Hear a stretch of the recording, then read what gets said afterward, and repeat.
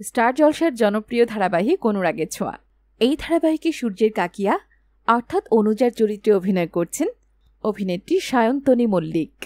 তিনি 25শে এপ্রিল 1994 সালে ভারতের পশ্চিমবঙ্গে জন্মগ্রহণ করেন। তার ধর্ম হিন্দু, জাতীয়তা ভারতীয়। অভিনয়ের পাশাপাশি তিনি একজন দক্ষ নৃত্যশিল্পীও। তিনি স্টার জলসার ধারাবাহিক মিলন তিথিতে অভিনয়ের মাধ্যমে তার অভিনয়ের যাত্রা শুরু করেছিলেন।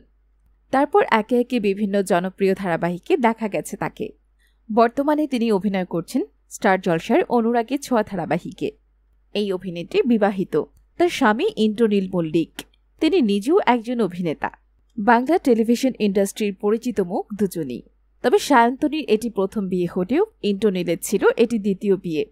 এর আগে 2016 সালে অভিনেত্রী প্রেরণা ভট্টাচার্যের সঙ্গে বিবাহ বন্ধনে আবদ্ধ হয়েছিলেন ইন্দ্রনীল।